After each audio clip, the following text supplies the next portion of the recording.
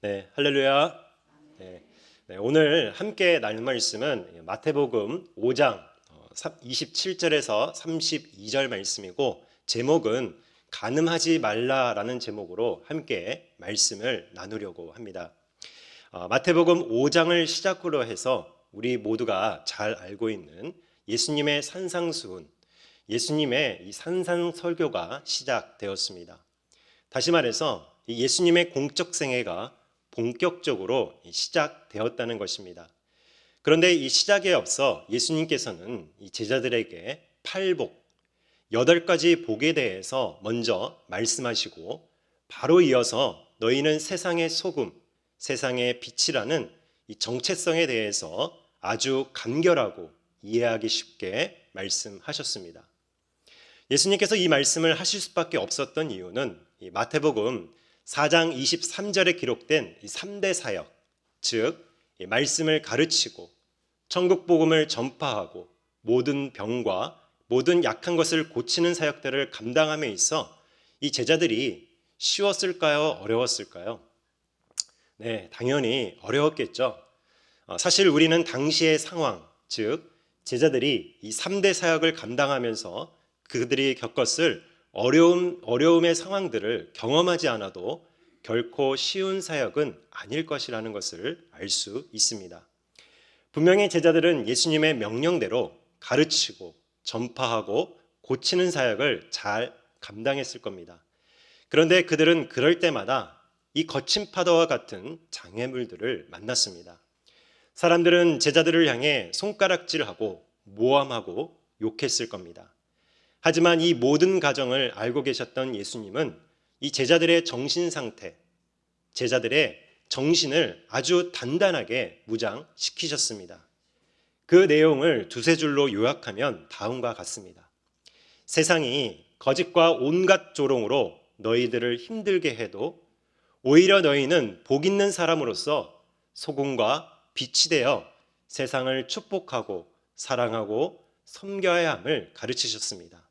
다시 말해서 온갖 더러운 꼴을 당해도 너희는 세상의 소금, 세상의 빛으로 섬기고 사랑하는 것입니다. 왜냐하면 하나님께서는 제자들을 통해, 저와 여러분들을 통해 세상을 축복하시기 때문입니다. 사실 이 단순한 진리, 이것만 봐도 세상은 참 어리석다는 것을 깨닫게 됩니다. 창조주 하나님께서는 교회를 통해서, 성도들을 통해서 세상을 축복해 주시기를 원하시는데, 세상은 이것도 모른 채 교회를 핍박하고 성도들을 박해합니다. 그래서 예수님께서는 제자들에게 팔복을 말씀하시고 소금과 빛의 역할을 잘 감당할 수 있도록, 축복의 통로가 되도록 정신교육을 하셨던 겁니다. 자, 그럼 어떻게 하면 이 빛과 소금으로서의 역할을 잘 감당할 수 있을까요? 어떻게 하는 것이 빛이 되고 소금이 되는 것일까요? 예수님께서는 21절 이하 말씀을 통해서 6가지에 대한 실제적인 지침들, 즉 지금까지 많은 유대인들이 이 율법만큼은 잘 지키고 있다고 착각했던 모세오경, 하나님의 말씀에 대해서 언급합니다.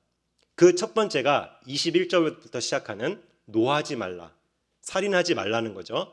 그 다음은 오늘 우리가 살펴볼 말씀 간음하지 말라와, 세 번째는 31절 32절에 기록된 이혼의 문제를 언급합니다. 그리고 맹세하지 말라, 악한 자를 대적하지 말라, 마지막으로 원수를 사랑하라. 이러한 가르침들을 통해서 신약 시대의 백성답게, 새로운 시대의 백성답게 빛과 소금으로서의 삶을 살아내도록 가르치셨습니다. 제가 지금 말씀드린 내용은 여러분이 가지고 있는 성경책 보면은 소제목이 있습니다. 그 소제목들이 바로 6가지의 가르침인 것입니다.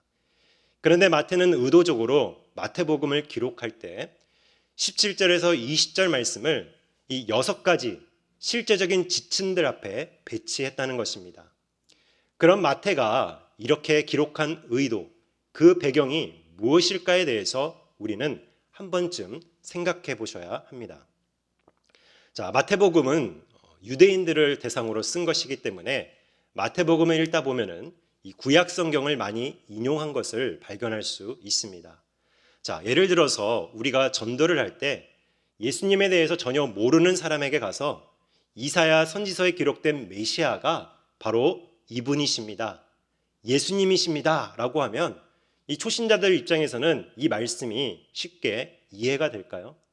당연히 이해하기 어렵습니다. 그런데 반대로 구약 성경에 대해서 잘 알고 있는 성도에게 가서 이사야 선지자에 기록된 메시아가 바로 예수님이십니다 라고 하면 어떤 반응을 보이겠습니까? 초신자들은 뭔 소리야 반응하겠지만, 기신자들 같은 경우는 이분이 그분이야 하면서 매우 놀랄 것입니다. 이와 마찬가지로 마태복음은 유대인들을 대상으로 쓴 복음서이기 때문에 당시 민감해질 수 있는 구약 성경의 율법에 대한 의미를 가르칠 때 사람들이 오해하지 않도록, 혼란스럽게 하지 않도록 하기 위해서 17절에서 20절 말씀을 먼저 언급하신 것입니다. 전제를 하신 것이죠. 왜냐하면 당시 사람들이 알고 있던 구약의 내용과 예수님께서 가르치셨던 내용이 마치 다른 것처럼 느껴질 수 있었기 때문입니다. 그래서 예수님께서는 17절에서 18절에서 뭐라고 말씀하셨습니까? 나는 구약의 율법을 폐하러 온 것이 아니라 완전하게 하라는 것이고, 천지가 없어지기 전에는 율법의 1.1획도 결코 없어지지 않는다, 다 이루어진다라고 말씀하신 것입니다. 그래서 저와 여러분은 이 산상설교라는 전체 구조 속에서 6가지 실제적인 지침들의 내용은 구약의 율법을 부정하거나 왜곡하는 것이 아닙니다. 오히려 예수님께서는 그들이 잘못 알고 있던 성경의 원리, 하나님께서 원래 의도하신 율법의 바른 의도를 바르게 해석해 주신 것입니다. 그래서 우리는 이러한 예수님의 의도를 생각하면서 오늘날 성도로서, 빛과 소금으로서 어떻게 살아가야 하는지, 특히 6가지의 지침들 중에서 두 번째 예로 들은 간음하지 말라는 문제에 대해서 구체적으로 살펴보고 우리 삶에 적용하도록 하겠습니다. 자, 먼저 살펴볼 것은 오늘 읽으신 이 본문의 구조인데요.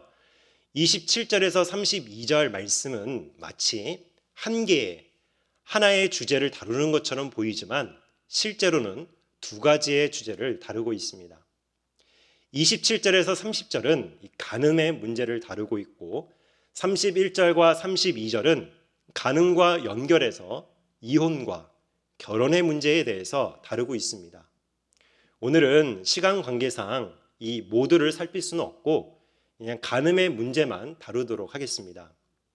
그런데 우리는 지난주에 이 노승배 목사님 말씀을 통해서 이 마음의 분노가 살인과 연결된다는 것을 듣지 않았습니까? 이와 마찬가지로 마음의 탐욕이 간음과 연결된다는 것을 우리는 주목해야 합니다. 다시 말해서 간음하지 말라는 명령은 실제로 10계명 중 제7계명, 7째 계명을 지키지 않은 것이고, 더 확장해서 10번째 계명, 내 이웃의 집을 탐하지 말라는 계명까지 범죄한 것임을 우리는 깨달아야 합니다. 자, 그럼 예수님께서 왜 제7계명을 이 10계명과 연결해서 거론하셨는가에 대해서 우리는 이해할 필요가 있습니다. 시대적인 배경을 알면은 쉽게 그 의도를 알 수 있습니다.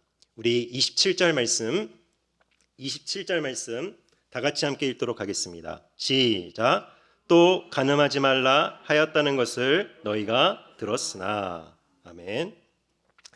자, 당시 많은 유대인들은 율법을 잘 지켜야 구원을 받는다고 생각했습니다. 그러나 구원은 율법을 문자적으로 잘 지킨다고 해서 주어지는 것이 아닙니다. 구원은 오직 은혜로만 주어지는 것입니다. 만약 구원이 조건에 따라 주어진다면 하나님의 의로우심보다 자기 자신의 의로움이 더 생길 겁니다. 그래서 에베소서 2장 8, 9절 말씀을 보면 구원은 하나님의 은혜의 선물이기 때문에 누구든지 행위로는 자랑할 수 없다고 말씀하고 있습니다. 그런데 당시 서기관들과 이 바리새인들 그리고 많은 유대인들의 관점에서 볼 때 이 자기들 나름대로 나는 간음하지 말라는 명령을 잘 지키고 있다고 생각했습니다. 왜냐하면 그들이 생각했던 간음은 배우자 외에 다른 이성과 잠자리를 함께하는 것으로 생각했기 때문입니다.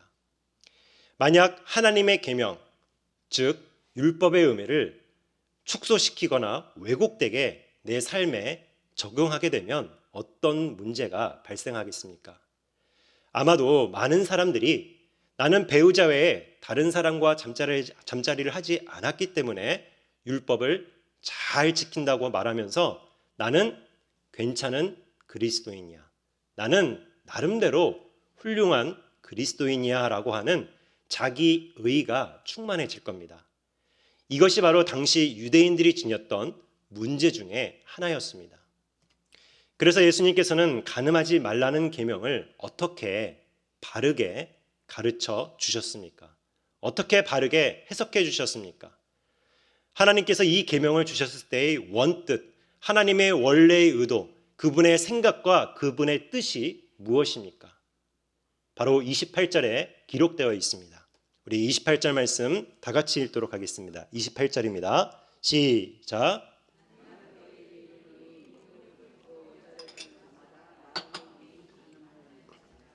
아멘. 자, 예수님께서는 많은 유대인들이 관가했던 간음에 대한 진정한 의미를 바르게 해석해 주셨는데요.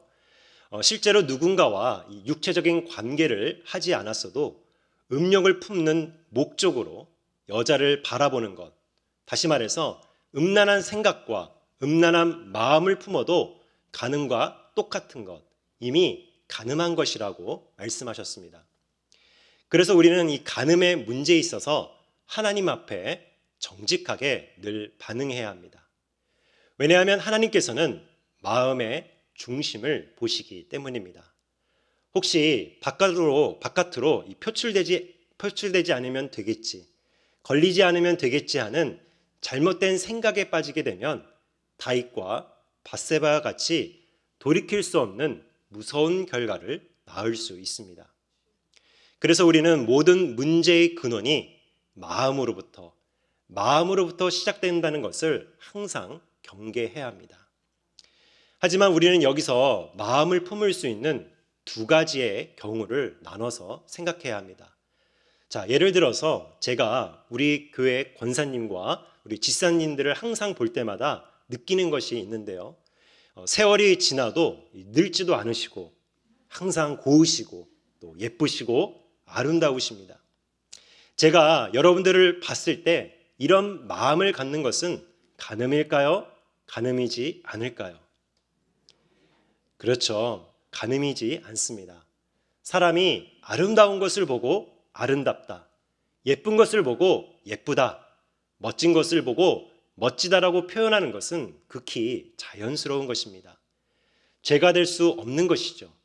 그런데 이러한 순수한 마음이 아니라, 순수한 생각이 아니라 음란한 목적으로, 음란한 생각으로 여자나 남자를 바라보고 품는 것이 바로 간음, 죄악된 행동인 것입니다. 여러분, 성경에서 말하는 죄악의 의미는 무엇입니까?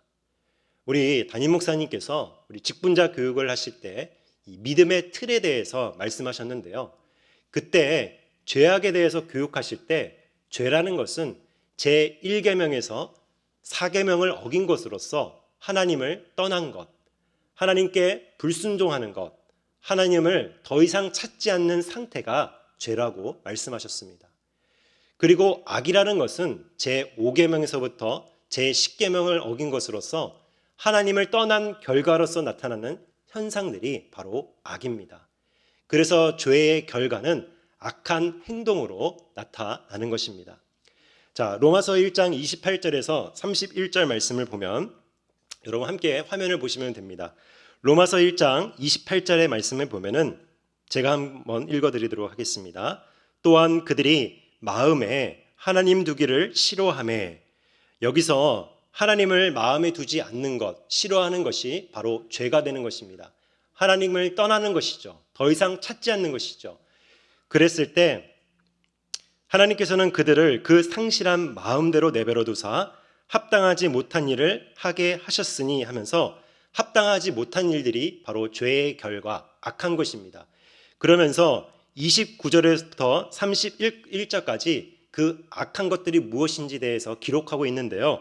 우리 29절에서 31절 말씀 함께 읽도록 하겠습니다. 시작. 곧 모든 불의, 추와, 탐욕, 악의가 가득한 자요, 시기, 살인, 분쟁, 사기, 악독이 가득한 자요, 수군수군하는 자요, 비방하는 자요, 하나님께서 미워하시는 자요, 능욕하는 자요, 교만한 자요, 자랑하는 자요, 악을 도모하는 자요, 부모를 거역하는 자요, 우매한 자요, 배약하는 자요, 무정하는 자요, 무자비한 자니라.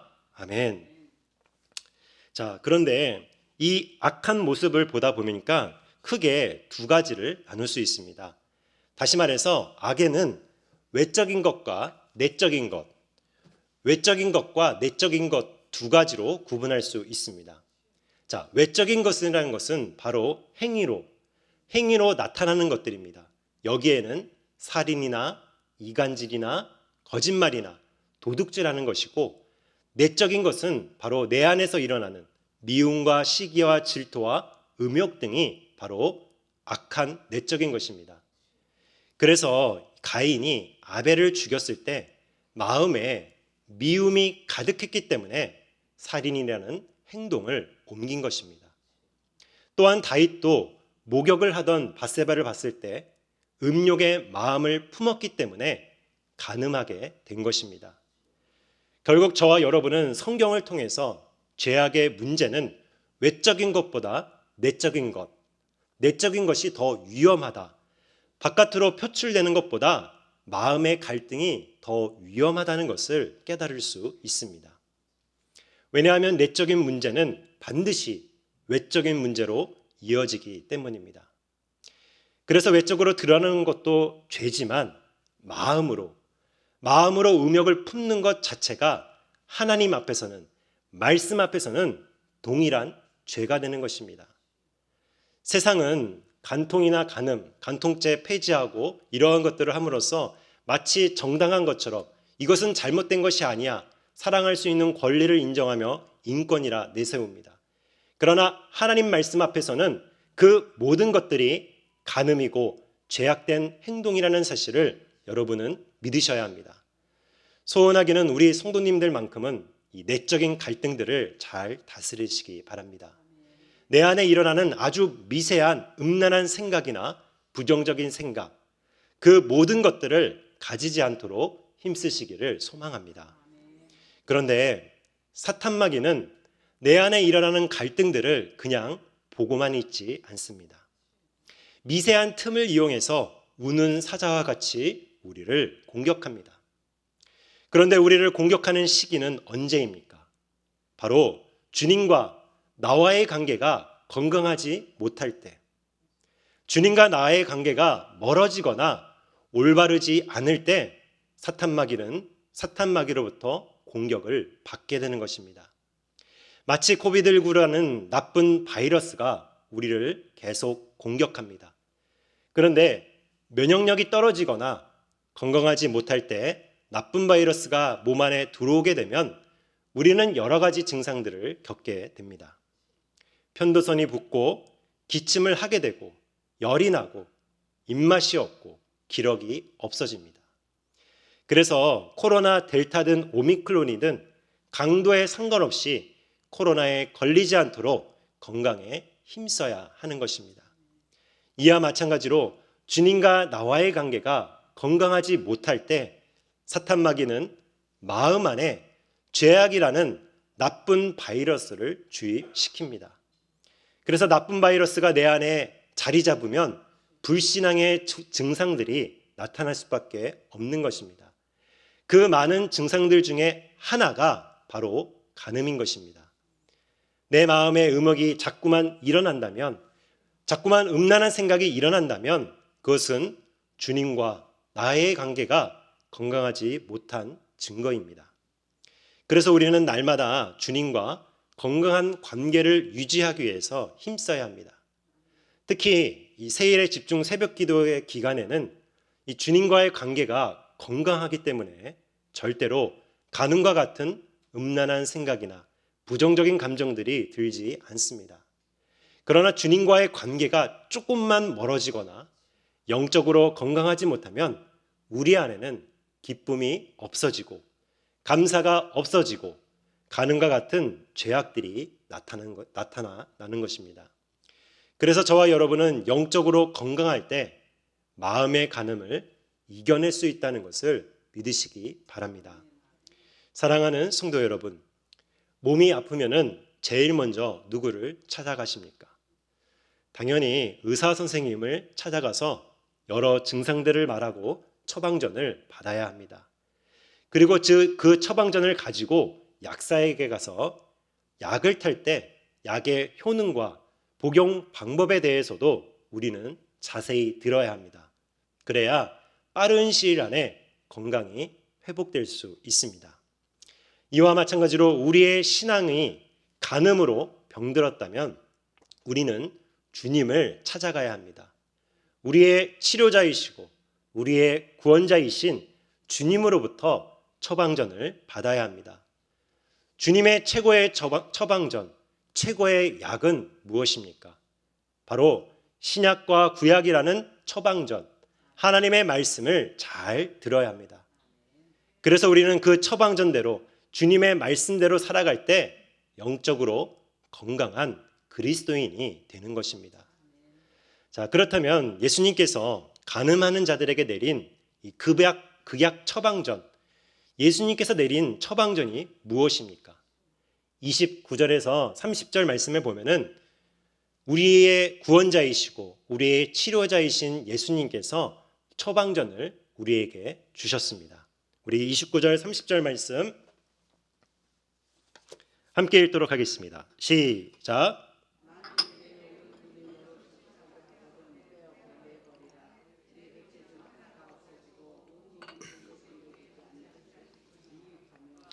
또한 만일 내 오르손이 너로 실족하게 하거든 찍어내버리라.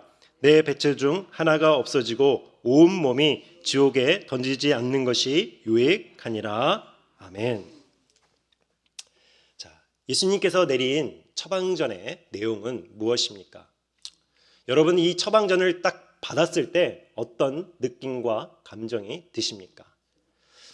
무섭지 않습니까?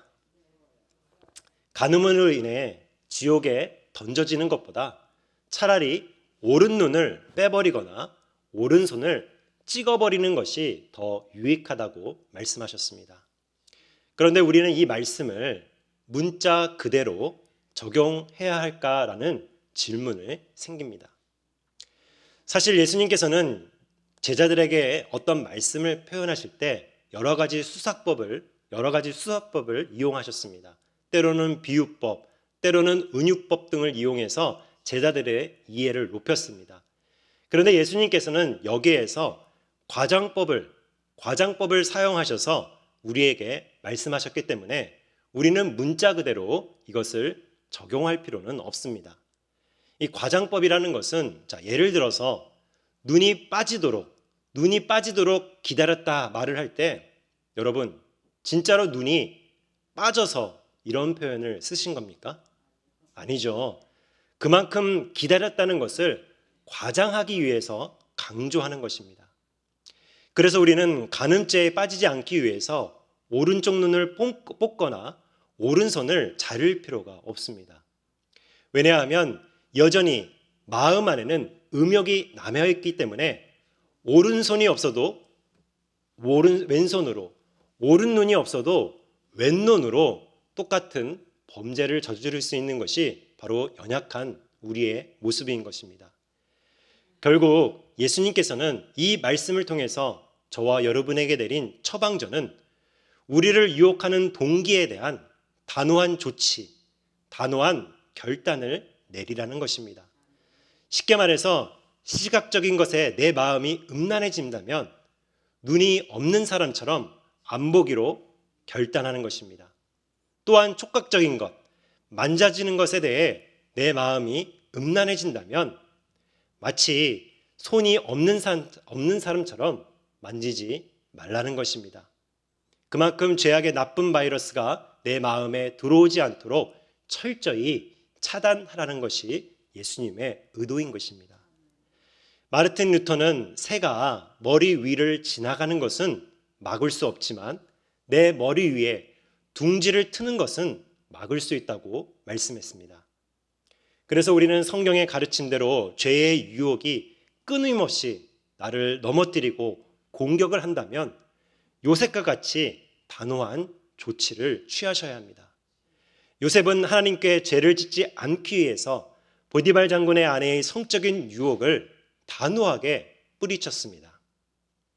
사랑하는 성도 여러분, 예수님께서 우리 모두에게 과장된 표현으로 경고하셨지만 그만큼 우리는 마음의 동기마저도 심판하시는 하나님의 눈을 의식하시며 살아야 합니다.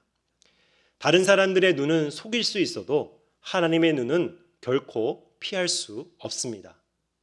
그래서 저와 여러분은 간음하지 말라는 율법 앞에 행실뿐만 아니라 마음까지도 정직하게 점검을 받으셔야 합니다. 그래야 성령님의 지혜로 간음의 문제에서 완전히 자유케 될 수 있는 것입니다. 내 스스로 결단한다고 해서 피해지는 것이 아닙니다. 반드시 보혈의 피를 통해서만 모든 죄악의 문제가 해결되는 것입니다.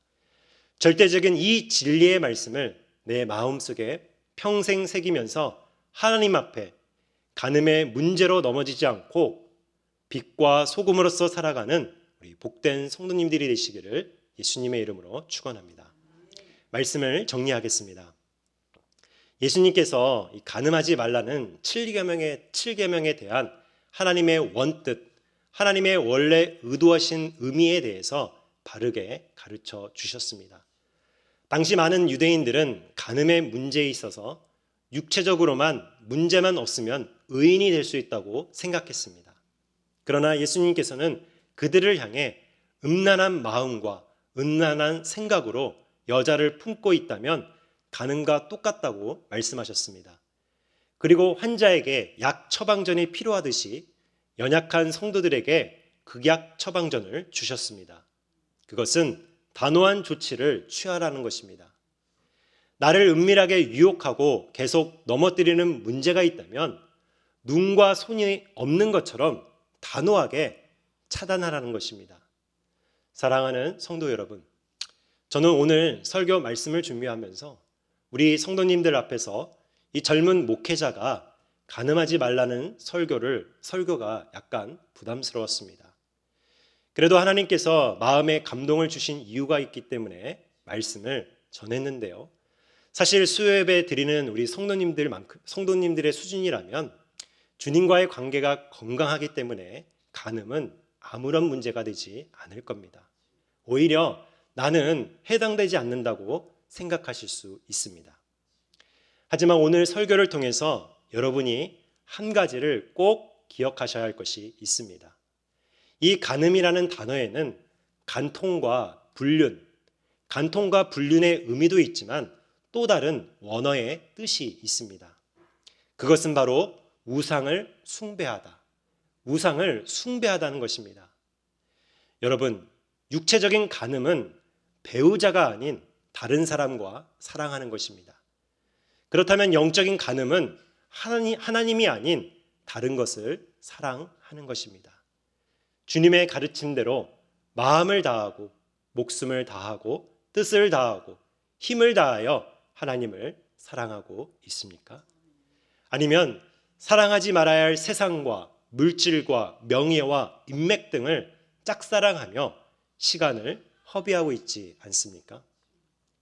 만약 이 질문에 자유롭지 못한 삶의 영역이 있다면 그것이 바로 영적인 간음인 것입니다.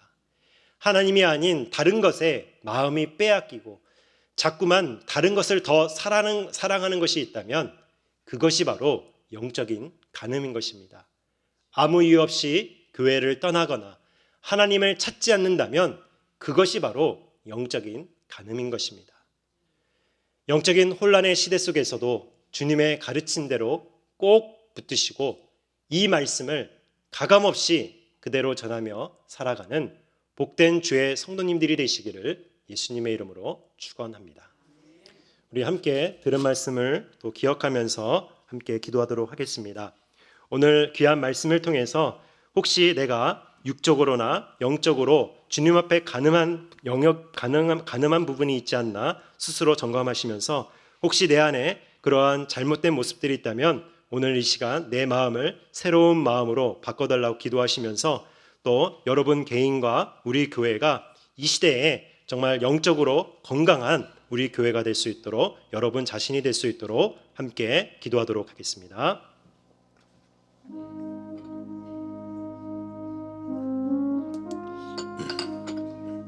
사랑해 주님 감사드립니다. 아버지 오늘도 아버지 귀한 이 시간 말씀을 통해서 아버지 주님 앞에 나왔습니다. 아버지 오늘 귀한 말씀들을 통해 우리가 회복될 수 있는 은혜를 허락하여 주시옵소서. 지금까지 가늠하지 말라는 말씀을 놓고 우리가 너무 가볍게 여기고 경히 여겼던 것을 아버지 용서하여 주시옵소서. 오늘 이 시간 우리가 육적으로나 아버지 마음으로나 아니면 영적으로 가늠했던 부분들이 있다면 하나님보다 다른 것을 더 사랑하고 하나님보다 다른 것을 더 의지하고 하나님보다 다른 것을 내가 찾은 것이 있다면 오늘 이 시간 우리를 긍휼히 여겨주시고 용서하여 주시옵소서. 그래요 우리 마음이 단단한 마음이 살같이 부드러운 마음으로 변할 수 있는 놀라운 은혜들을 허락하여 주시고 오늘 이 시간 주님 앞에 내가 영적으로 가늠하지 않겠노라고 결단하고 나아갔을 때 그 마음을 붙들 수 있는 강한 믿음들을 허락하여 주시옵소서. 우리의 능력으로 내 은혜로 내 어떠한 것으로 우리 것으로 할 수 없음을 고백하오니 성령님의 능력으로 보혈의 피로 우리를 새롭게 하여 주시옵소서. 또한 우리 남서울 중앙교회가 아버지와 하나님의 말씀을 또 감당하고 나아갔을 때 언제나 세상의 빛과 또 세상의 소금의 역할을 잘 감당할 수 있도록 도와주시고 그 말씀을 우리가 행하고 나아갔을 때 주님과의 관계가 건강할 수 있도록 영적으로 가늠하지 않는 아름다운 교회가 될 수 있도록 주님 도와주시옵소서. 우리의 마음들을 지켜주시고 언제나 주님께 영광 올려드리고 나아갈 수 있는 우리 모두가 될 수 있도록 주님 도와주시옵소서. 사랑의 주님 참으로 감사드립니다. 오늘 귀한 말씀을 통해 우리를 깨닫게 하시고 긍휼히 여겨주심이 감사드립니다. 내 안에 정말 내가 주님보다 더 사랑했던 영적인 가늠들이 있음을 고백합니다. 오늘 이 시간 단단한 마음이 살같이 부드러운 마음으로 변화될 수 있도록 도와주시옵소서. 그리고 각자의 모든 삶의 영역에서 내가 결단하고 나아갔을 때 언제나 주님께서 도와주시고 십자가의 길로 나아갈 수 있는 우리 모두가 될 수 있도록 도와주시옵소서. 감사드리며 우리 주 예수 그리스도의 이름으로 기도합니다. 아멘.